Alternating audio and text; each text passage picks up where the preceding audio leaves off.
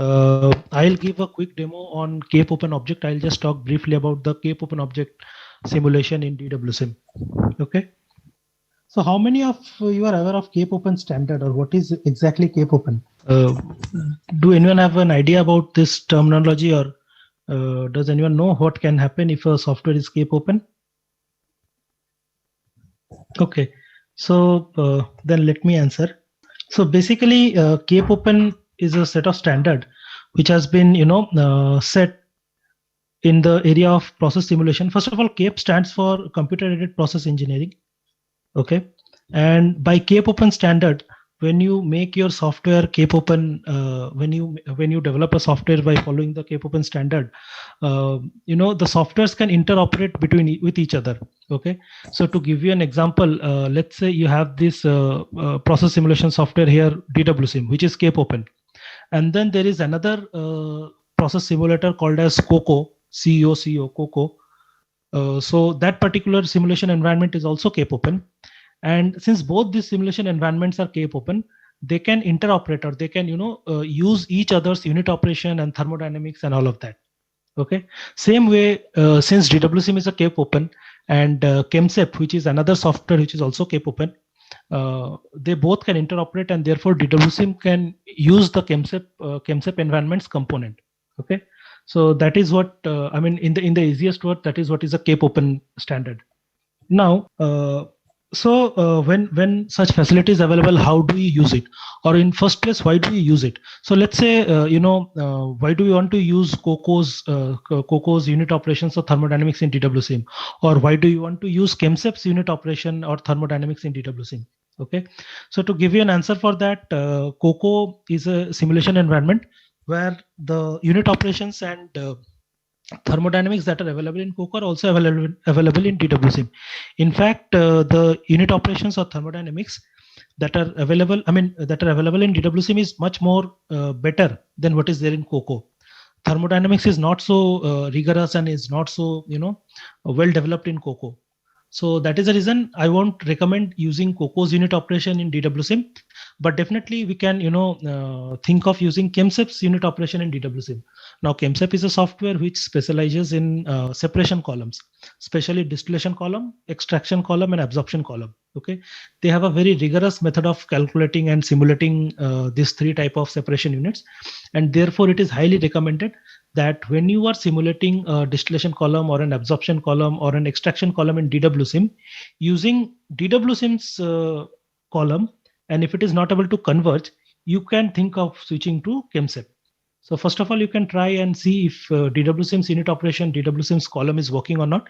If it doesn't work, you can switch to ChemSep. And that is a recommendation which Daniel has also made, that it is better that if things doesn't converge in DWSim, especially these three unit operations, distillation, distillation, absorption, and extraction, you move and use ChemSep because it is much more rigorous. Okay, and since Daniel has worked towards making DWSim Cape Open, so that is another reason that he has asked us to make use of ChemSep's column if DWSim doesn't converge. Okay, now in that case, let's see how we can use ChemSep's column in DWSim. Okay, so I'm going to start sharing my screen and give you a short demo on how to use ChemSep column in DWSim. Sir, the column thing which you are specifying, so is it only for the column or for all other equipments? No, ChemSep specializes in column only. Okay, so they specializes in equilibrium column as well as non-equilibrium column, but the equilibrium columns are only free and open, or not open source, but they are free. Okay. So they call it as ChemSep Lite, where you get the equilibrium columns only. If you want to use ChemSep's non-equilibrium column, then you'll have to pay something to ChemSep and all, which is available in their website, and therefore it is not available as a part of DWSim. But as far as the equilibrium columns are concerned, the Lite package, which is a free thing, that is available as a part of DWSim also. Okay. Right. So let me share my screen. So if you can see, this is what DWSim is. So basically what I'm going to do is I just took a problem which I had simulated earlier also. Basically it's a paper by Lieben. It's a paper in INDC research by Lieben. which is control of a train of distillation columns for separation of natural gas liquid. Okay, and it's a very exciting paper, and it's a very complex and a difficult flow sheet. Okay, where you have multiple columns actually in sequence to separate out methane, ethane, propane, butane, pentane, all of that from a natural gas feed stream. All right.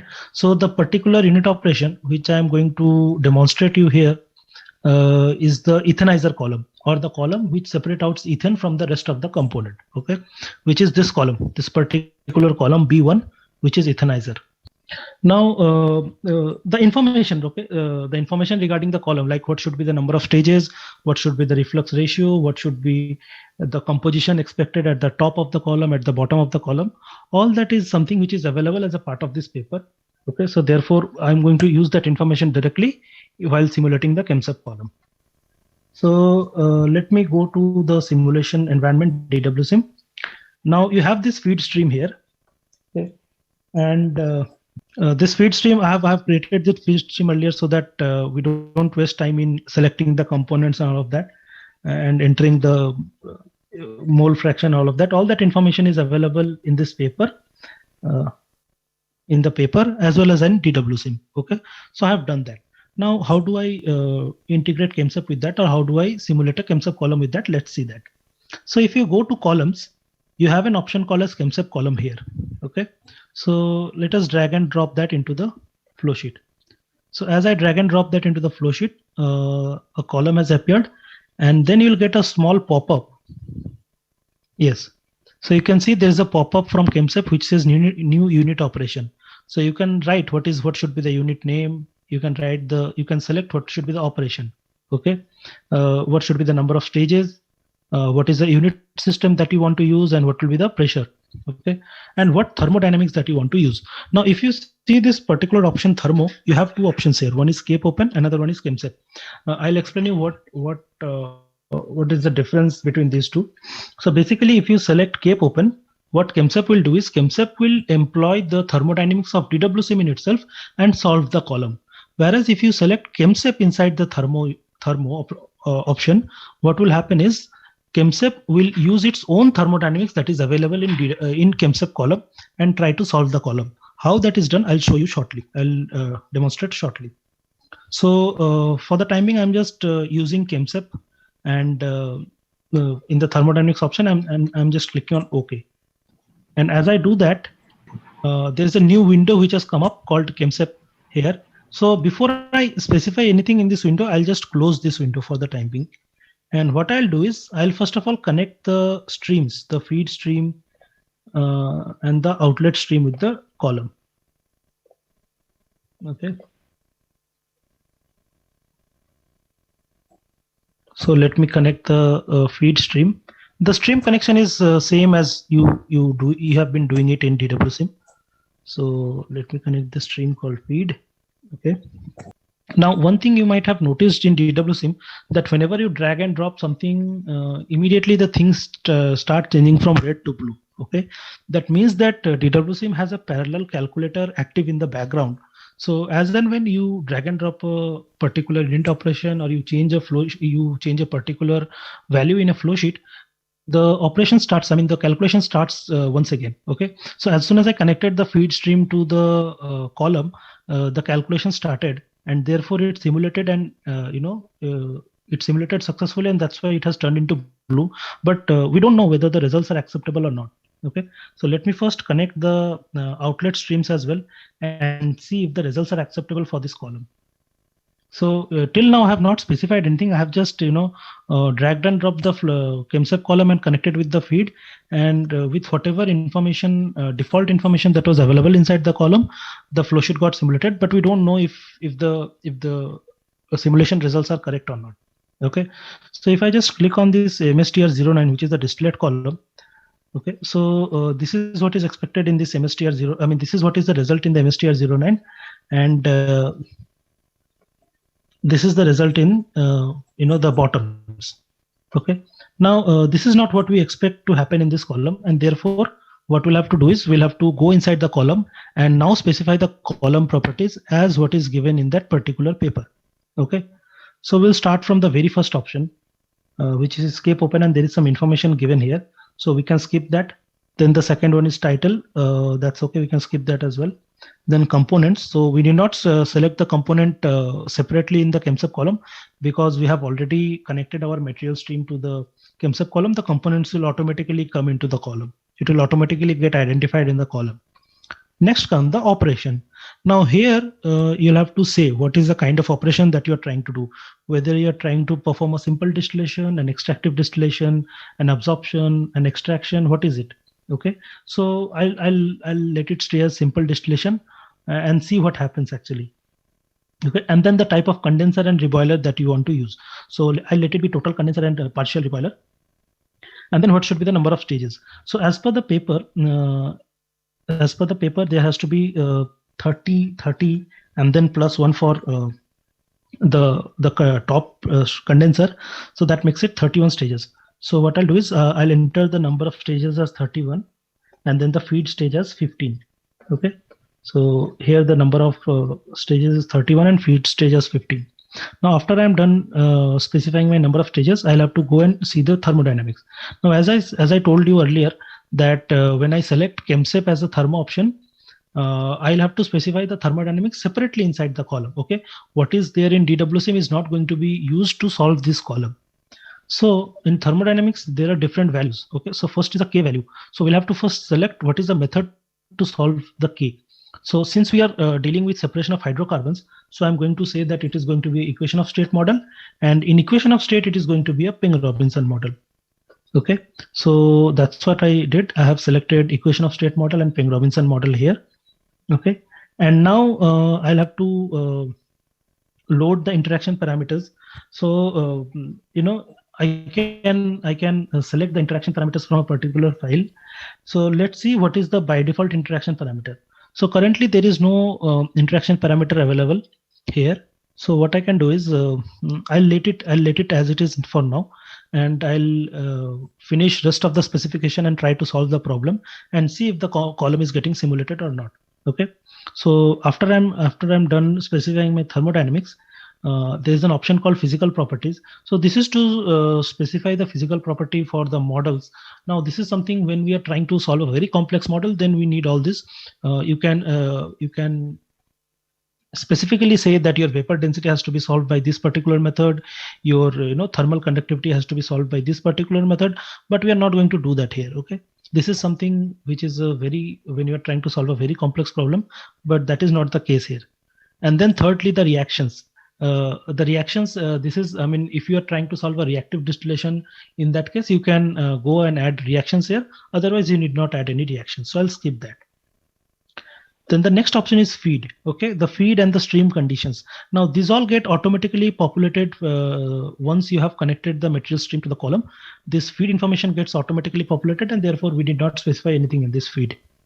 Okay, and then comes the specification. Under specification, you have several options. The first one is analysis, which tells you that how many number of stages are there, and how many feed, what is the feed location, and how many component flows, and all of that. And finally, it will tell you what is the total degree of freedom in your column. Okay, so that is what is analysis. In pressure, it gives you, it tells you that you can specify that in what pressure you want to operate your column. Do you want to operate it at a constant pressure? Do you want to vary the pressure, or there's a fixed pressure drop per stage? All of that option is available here. So you can select a particular pressure profile and then enter that pressure accordingly. So what I'll do is, as per the paper, this column is simulated at 21 atm. Okay, so at a constant pressure of 21 atm. So what I'll do, I'll enter those value here. In fact, it is at 21 and 21.3 atm. So let me enter it that way. So let me change the value to atmosphere and then go to pressure. Okay, so this is condenser is 21 and top is also, condenser is 21 and top is also 21. If you want, you can go for top and bottom as well, where you can specify the bottom pressure also to 21.3. So now if you see, my condenser pressure is 21, my top pressure is 21, and my bottom pressure is 21 and 21.3, as it is mentioned in the paper. Okay, So once I'm done with the paper, then you can say that what is the heat loss that is happening in the column. So if there are any heat exchanges in the column, you can specify that as well here. Okay. Then you can go for efficiency, that what is the stage efficiency. For the timing, I'll just keep it 1. I'm not going to change it. If you want, you can just change the efficiency to 0.9, 0.8, whatever is the stage efficiency. And then finally the column specs. So what should be my reflux ratio? What should be my reboiler product flow rate or something like that? Okay. So whatever is the column specification that you generally do in TWSIM, the same column specification you need to perform here. So first is the reflux ratio. Now reflux ratio as per the paper is 1.23. What is it? Sorry, 1.258. So I'll just take it as 1.26. Okay. And my bottom. So in bottom also there are different specification that is available.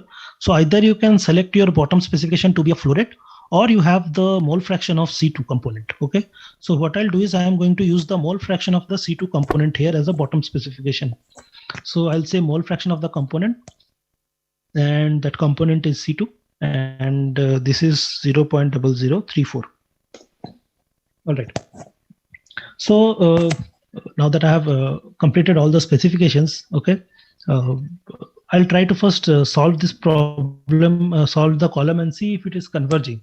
Okay, so let's see if this gets converged. See, it says maximum number of iteration exceeded, but the column has not converged. So do I still want to continue? And I still say continue, but it fails actually. The column fails, because if the column converges successfully, you will have a green tick option on the left of the results, which is not here. Okay. So once you have that, then what do you do? Once you have that, then what I'll do is now. So if you remember, as I was pointing out in the morning, that one of the important thing in a separation column simulation is to have proper interaction parameters, else the column doesn't simulate. Okay. Now, if you remember, while I was specifying my thermodynamics, I have not mentioned any. I didn't specify any interaction parameters here. In fact, the database didn't have any interaction parameters, and that's why all this field has been left blank. So what I'm going to do is I have got the interaction parameter as a separate file here. Let me just point that out here. Yes. So this is a separate interaction parameter file which I have created for this component. Okay. This has been taken from another paper which has been cited in this same Liben paper. Okay. So I have this interaction parameters file, and now interaction parameters separately outside the ChemSep column, outside the ChemSep database. And therefore I'm loading those interaction parameters in my column, and I'll see if my column is able to now converge. Now, if as I loaded the interaction parameters here, you can see now the interaction parameter values has been populated. Whatever I could get from the paper, one of the papers that has been cited in this Liben, in this particular Liben paper, I loaded those interaction parameters here. And now what happens if I try to simulate it? Okay, so it is still not able to simulate even after I change my interaction parameter. So now what I'll do is, if you see, if I go to this option called solve options, okay, under solve option you have different schemes here. One is, you have different method for solving the particular column. One is a Newton method, and then you have 2-pass constant H method. All this method. So the another option is, that you change one of the method for solving, and then you give it a try, and see if the column is getting converged. So I just changed the method from Newton method to this particular method, 2-pass ideal K plus constant H method. Now, this is something that you don't know. This is an information which is something you don't get usually. You'll have to either do a trial and error, or you should have an understanding of all these particular methods to see if to find out which method will work for you. Okay, so now if I change the method and if I try to perform the simulation, what happens? It still gives me this error. Okay, so just a minute.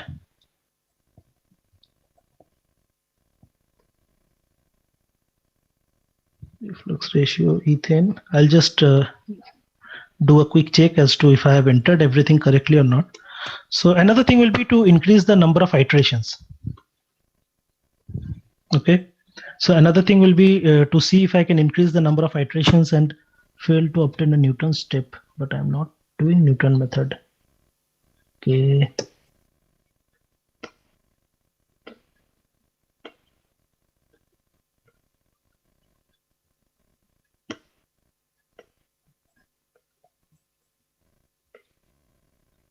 Okay, let me just save the column result. Just a minute. This is all fine. This is fine. So let me change this to PR. Let me, yes.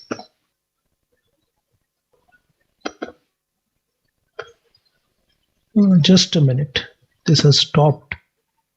Just give me a minute, okay? Sorry, yeah. Okay. So what I did was I just changed the. I just changed it to Newton's method once again, and then changed it back to 2-pass ideal K. This particular method, 2-pass ideal K constant H first method. And now when I simulate the column, it is able to converge and give me the result. Okay.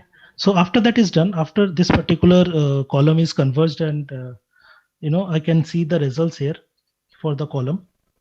Okay, so this is all inside ChemSep. Okay, I'm still not in DWSim. I'm doing all the simulation in ChemSep in using the ChemSep column. So in this case, you can see now the column has successfully converged using the data, and now you can see that almost all of the ethane is going to top, and then you have rest of propane, isobutane, and n-butane coming to the bottom. So which is as per the the results expected in the paper. Okay, and if you go to graphs, you can see different composition profile, liquid phase composition profile, and vapor phase composition profiles, and all of that in the graph here.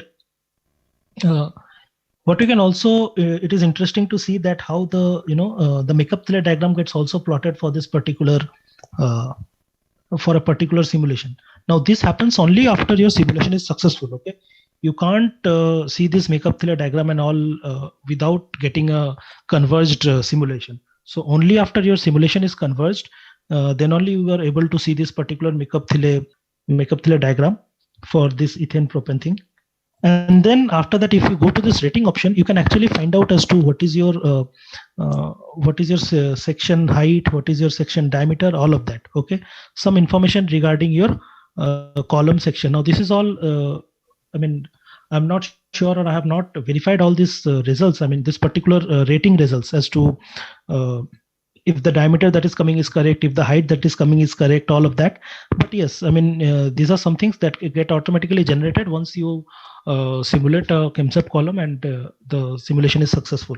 Okay, and then finally you also get to see the FUG calculation here. But we don't employ these FUG results while simulating the column. We generally take the results. If it is coming from a research paper, then it's better that you take the results, that is take the information from the paper. Else, if that information is not there, then you can make use of this FUG result. Okay, the minimum number of stages, the reflux ratio, and all of that. And you can see actually that, let's say if I want to increase my recovery, then what should be my number of stages? All that will get varied. Okay, so you can perform an FUG calculation here and see as to how your number of stages, how your reflux ratio, and all will change. So all that you can see here. And once that is done, once your simulation is successful, once you get a green tick in your results tab, then you can close this results button, and you can right click on this and once again go for recalculate. And once you do that, now you can have this, you can then check the results in the material stream.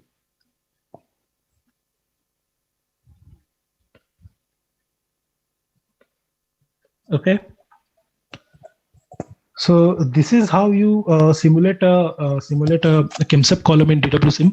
Now this ChemSep column is something which is very useful if you want to perform a reactive distillation simulation. Okay, there are a couple of flow sheets. I mean, you already know how to locate the flow sheets from DWSim flow sheeting project. So there are a couple of flow sheets on reactive distillation.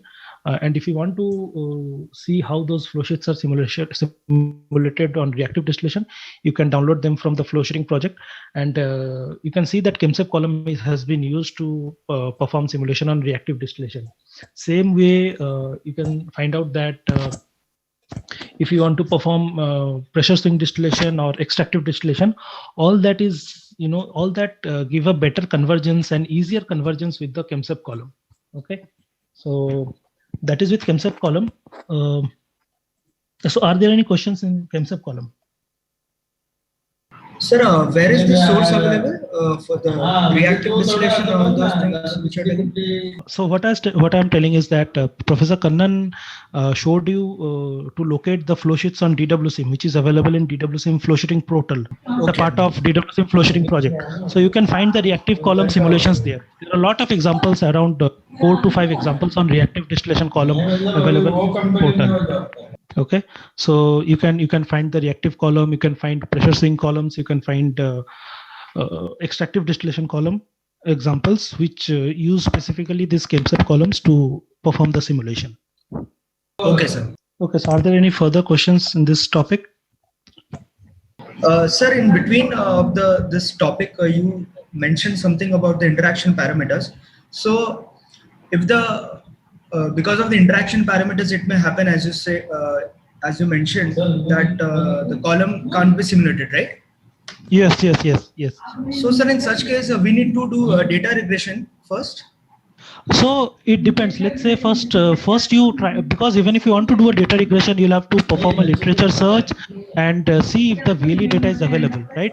Then only you can perform data regression. So first you try and see if the binary interaction parameter itself is available in any paper or not, in a research literature or not. If that is available, use that. If that is not available, if you can find VLE data, then try to perform a data regression and try to see if you can generate the interaction parameters, and then you can proceed in that step.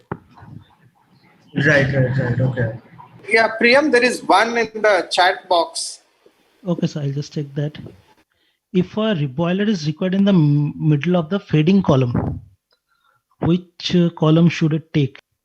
Well, I don't know. I mean, fading column as in, can you explain me what is that exactly?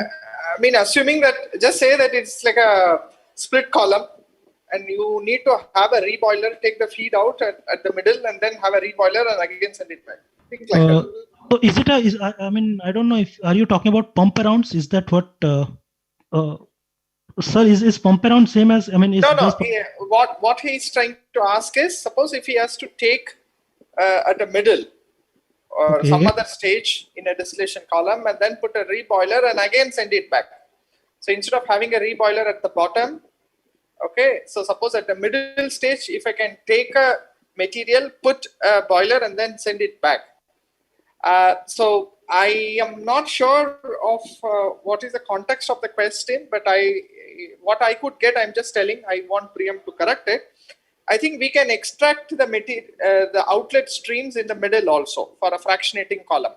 Yes. And you just extract it instead of a reboiler. Probably, I'm not sure whether you have a separate reboiler, but we can put a kind of a heat exchanger or a heater kind of a system, boil it out, or you put a flash column separator, separate the vapor and just put the liquid, then a heater, make it again vaporize, and then you can again put that as a feed, because you can have any number of feeds and the feeds can be introduced at any number of stages. And then again, it can go back to the same column. So that means you can mimic this process, but you may not have a single object as such with an intermediate reboiler kind of a function.